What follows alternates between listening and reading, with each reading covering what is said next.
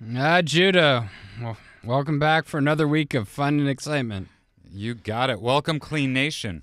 I don't know if I like this KLEAN Nation thing. Then you got to tell Brian to drop it. Our web designer? Yeah. And let's welcome everybody listening on KFWB News Talk 980 Los Angeles, our flagship station. Also, everybody out there listening on Extreme Talk, Sirius XM Channel 165, or on the World Wide Web at KLEANradio.com. That's KLEAN with a K.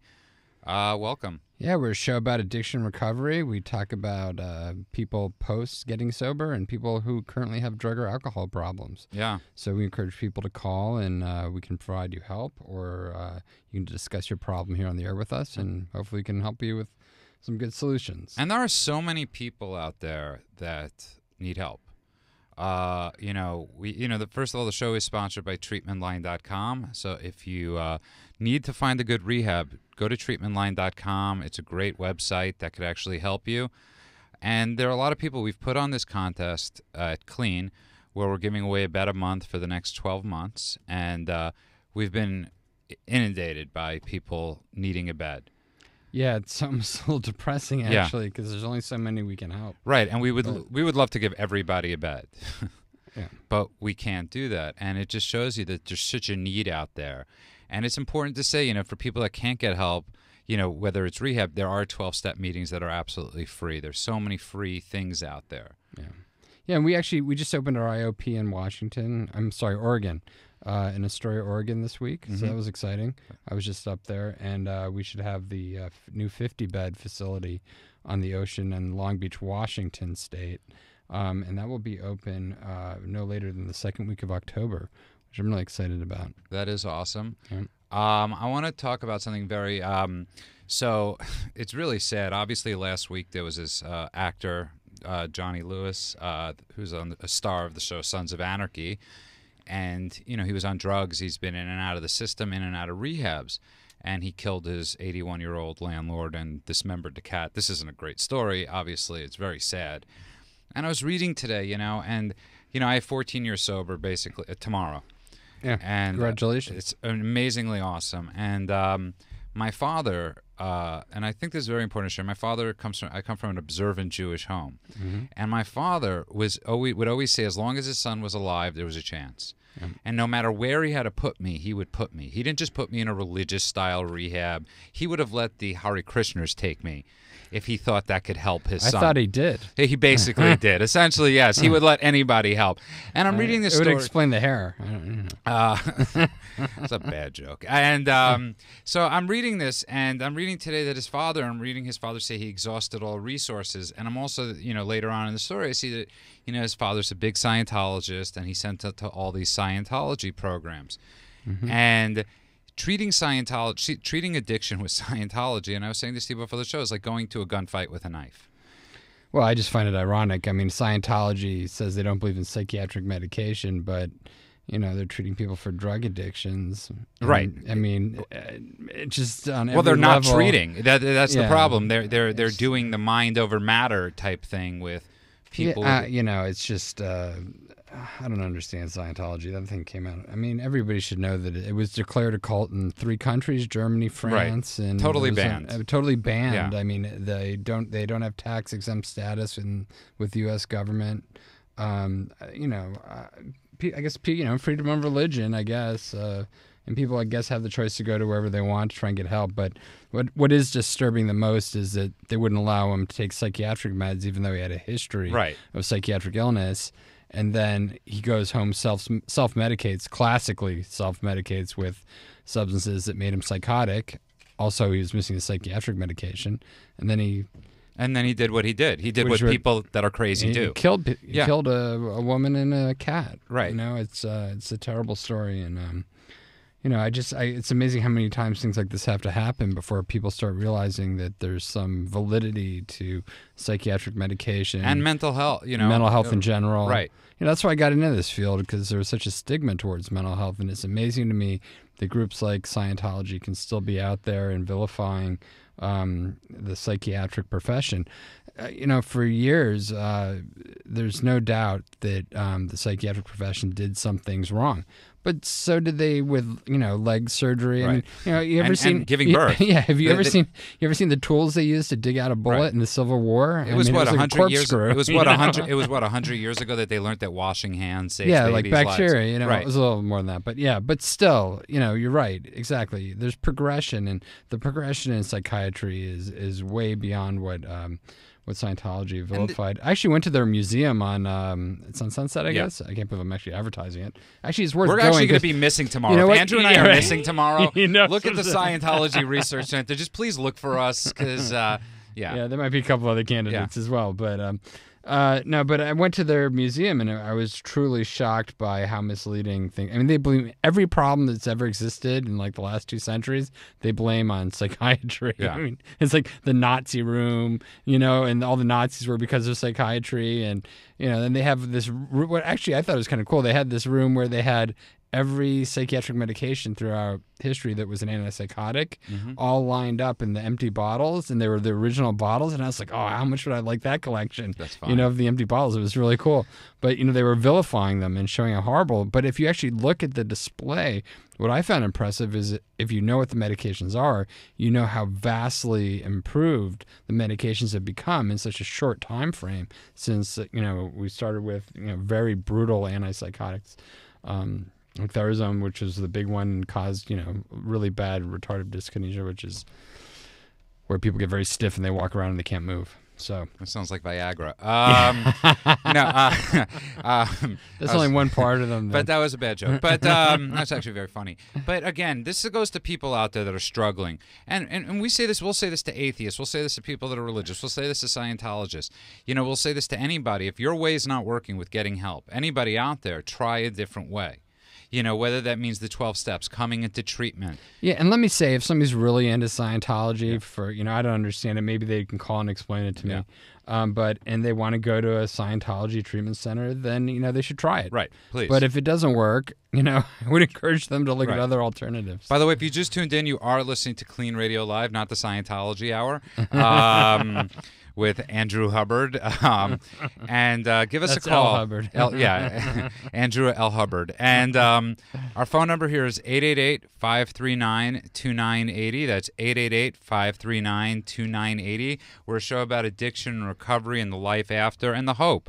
And tonight we have we have calls lining up already, but let's get to our guest. We have an amazing girl. She's 25 years old. Her name is Kelley Coughlan.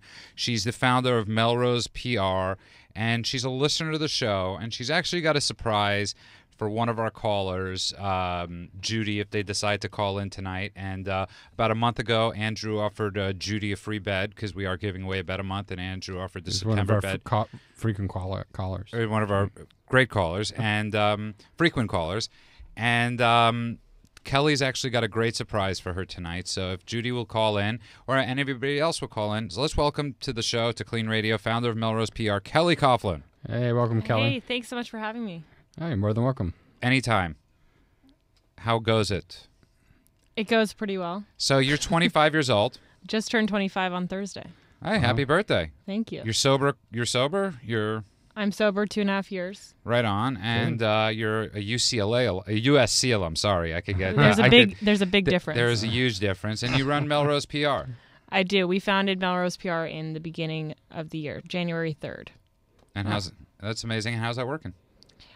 We've had incredible success in the first year. LA Business Journal recognized us as top 20 in their 20s. And we have about 20 clients. We're doing really, really well.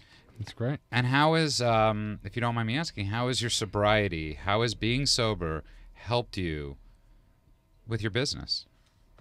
I honestly don't think any of this would have been possible without, being sober and being clear and focused about what I wanted to achieve. And it's been so rewarding. And, I'm really, really busy, but the rewards are just endless. It's so cool. And it's especially cool to be so young and to be out there and running a business and employing people and, working with people. It's exciting. And in today's, it's, we have a lot of listeners, we have a lot of calls. You're 25 years old, you run your own business, and I think a lot of people that are listening, Andrew, you and I talk about this all the time, they say, where's the hope? My child is out there, they're going to go to rehab, where's the hope? And I think in the studio tonight we have that hope. You know, we have somebody that got Absolutely. got sober when they were 22, and yeah, I mean, I think that's pretty amazing. Yeah. And do you think we should take a call? We could jump right into a call. Would that be okay with you, Kelley? Sure. Let's. Okay, let's do that. Let's take it. We got Ashley from New Jersey. Hello, Ashley. Welcome to KLEAN Radio. Hi, how are you? Good. How are you? What's going on I'm tonight? doing okay, thank you. What's going on? My friend Chris, I don't know if this is Judah that I'm speaking That's to. Andrew. This is Judah. Hi, Ashley. Hi, I talked to you on Twitter before. I've been calling all over the country trying to find him help because he can't afford to pay for it on his own, and his family has pretty much given up on him. We're from New Jersey. He's been to at least 10 rehabs in our state that are state funded, and it's like rehab in New Jersey is the place to go to actually get high. They don't really care that much, and it's just a way that, like, the jails just send you there, and then you get released, and then you're just back to getting high again. So, in our area, like the couple surrounding towns, we have a severe heroin problem. All my old friends are either dead, in jail, in rehab as we speak, or using. So I'm trying to find him some help far away from here. Okay. Well, that's, it's a problem that I've been looking at a lot. I've been spending a lot of time in Britain, and the number one drug of choice is heroin. And so we're seeing a lot of problems with opiate addiction out there. Yeah. The irony in Britain, the attempt right now is to use what they call methadone maintenance, where they basically put you on an ever-increasing dose of methadone to keep you stable and not get sick from withdrawal, but it doesn't do anything to help you. Which is what they did here for years. Yeah, which doesn't. Yeah, after Vietnam, which doesn't work. Yeah, there's still a lot of methadone clinics, especially in the Midwest. What you're experiencing, though, is that different states have different rules and regulations regarding treatment. So, for example, if I were to start a treatment center in New Jersey, there's a different department. It's run by the state. So there's a department in that state that allows certain rules about how a rehab can be run, who can run it, what they can do. New Jersey is difficult. New York is almost impossible. California, Florida are very much easier to start. Oregon is a good place. There's a lot of stuff on the West Coast. I guess your boyfriend doesn't have any insurance or anything like that, and not her boyfriend. Is it your boyfriend? No, it's my best friend. Best actually, friend. But sorry. No, he doesn't have insurance or anything. And he doesn't. I mean, and Ashley was telling me before, he actually doesn't even have a computer, so he could go on to KLEAN Radio's website and enter the contest. So we're gonna have to see what we can do about that. Yeah, I guess maybe he's got to have a cell phone. Someone's got to have a cell phone. Does he have anything that he could contact us? Yeah, he does have a cell phone. Okay. I'll tell you what, Ashley. If he calls tomorrow, we're going to try to figure out something to help him. Let's get him talking to Joe. Yeah, Joe's a good guy. We're going to have him talk to our intake person, Joe, tomorrow. Andrew, you want to give the number? Yeah, it's 888-601-6040. That's 888-601-6040. You can call that anytime, 24/7. Somebody will answer. But Joe Perot, particular, also a guy called Milt. They're both really great, as well as Emily. We have answers the phone quite often. And please have him call with him if he needs. But a good question is, how did you stay away? Since everybody in your life around you is using heroin, what has kept you away from it? Well, I actually met a guy and got pregnant at 17, and so I became a mom and stopped hanging out with everyone. And right about the time, right before I got pregnant, everyone was taking, like, Oxycontins. That's how it all starts around here.